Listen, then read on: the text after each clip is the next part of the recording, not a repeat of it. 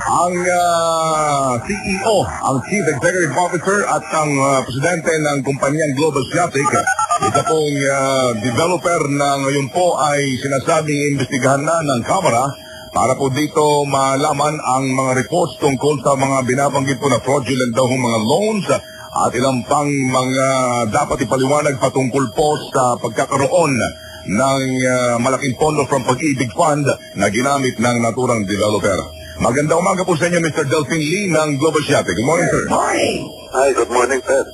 Apo.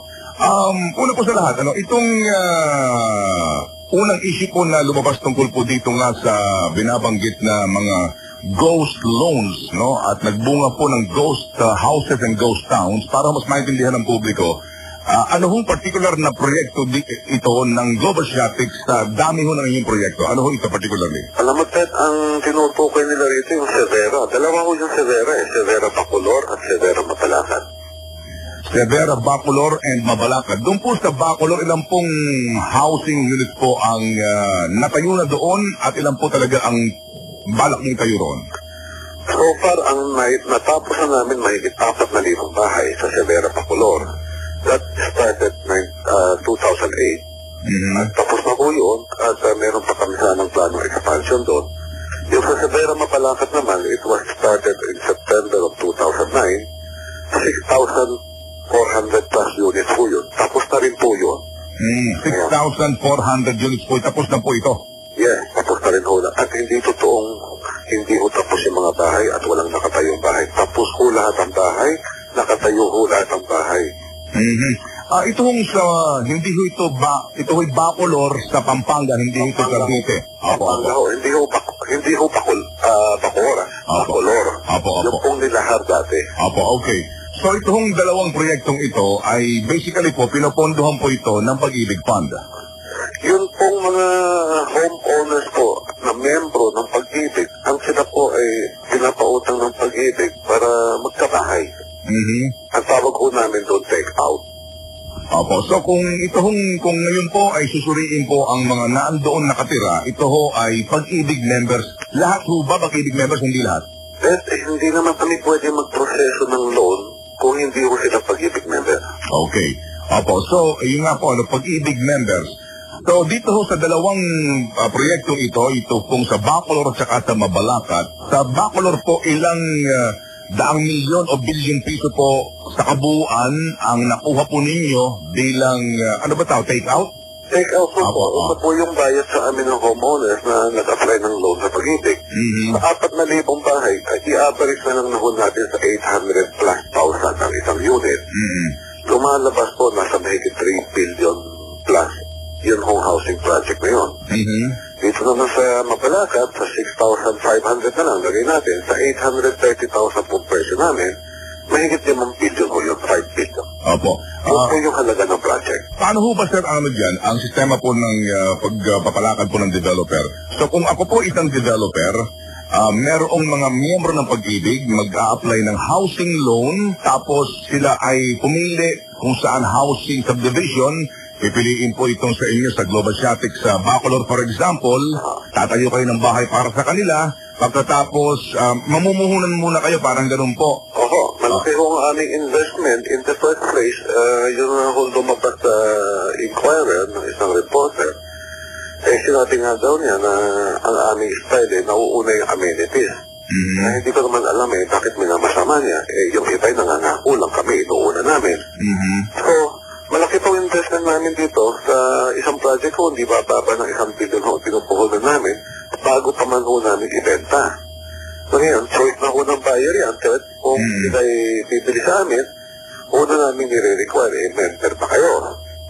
So kapag sila'y natigyan na ng membership verification status, kung na-ini-issue ng Pag-ibig, saka namin pinoprocess yung kanilang housing loans. So kung kayo po ay nagtayo na ho ng mga bahay, ibebenta po, dapat po kasi pagpunta roon ng mga gusto kong bumili ng bahay, may mga nakatayo ng units, wala pa hong may-ari nito, pupuntahan ka doon, gusto kong bumili dito, pagkatapos ilo-loan kita sa Pag-ibig, at yung aking loan ipaprocess, kumbaga, after ma-process po ang lahat ng ito, saka kayo babayaran ng Pag-ibig ng kabuuang halaga ng bahay. Hindi ho. Paano po?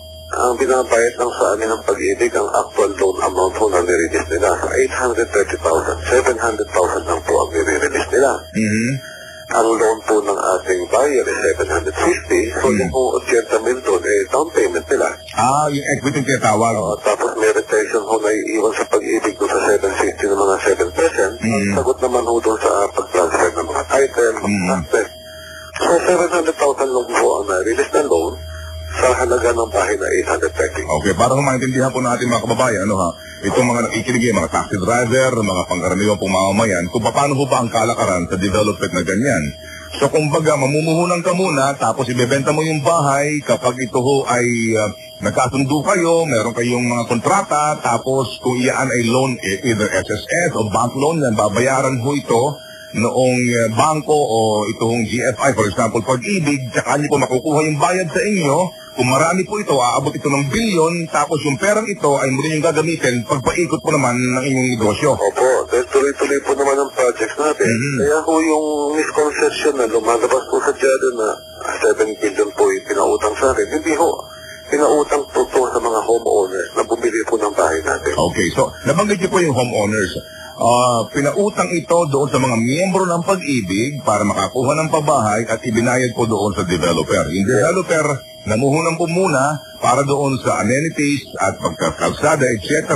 Pagtayo ng bahay, pag nakakubra siya, tapos gagamitin po ito sa development para sa subdivision. Okay, so ito hong binabanggit dito na nagkaroon daw po ng parang, kasi ang mga Pag-ibig members, ito ho compulsory, no? Mga manggagawa po sa formal sector, no? Formal sector po. Dati po, formal sector lang po ang pinapayagan mga miyembro.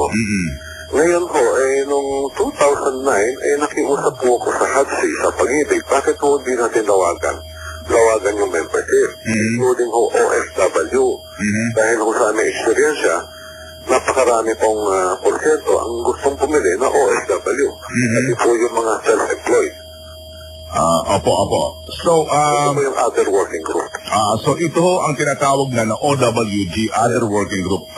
Basically po, no, maganda yung konsepto kasi alam niyo kasi kung kayo po nag-housing loan na, ako po nag-housing loan na rin po dati, ang dami mo talagang dokumentong hinihingi. And ako naiintindihan ko, no, kasi para talagang sigurado ka, no? Yung bangko yung nag-finance, sigurado na ikaw talaga ay lehitimong borrower at may pambayad ka sa inuutang mo. Kaya hingihan ka dyan ng ultimo income tax mo, etc. So dito ho ba sa OWG na ito, ganun din mo ba kahigpit ang proseso?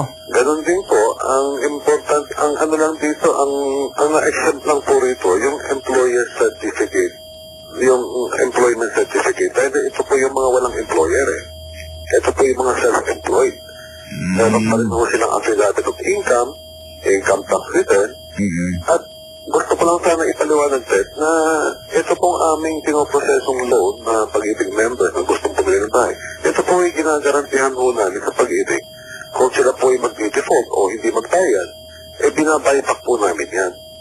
At 15 taon na po kami development ng Pag-ibig at minsan ho wala ho kami naging marka o mantya man lang sa aming record. So when you say buyback, kapag ako, nag-loan ako, okay, tumira ako doon sa bahay na yan, tapos tuloy-tuloy ang aking pagbabayad ng amortization ko, biglang hindi na ako nakabayad, for whatever reason, ibibilhin po ninyo yung bahay sa Pag-ibig. Pinapabayad po sa amin ng Pag-ibig yung buong amount na utang mo. Obligasyon po ninyo yan. Oo. At ito po, wala kaming choice dahil po tuloy-tuloy naman ang aming transaction sa Pag-ibig. Ino-offset lang po ito sa ating mga susunod na take-out. Pangalawa, meron din naman kasi pagkakataon na nakikiusap sa amin yung mga homeowners na walang bigla na trabaho. So, paminsan-minsan doon,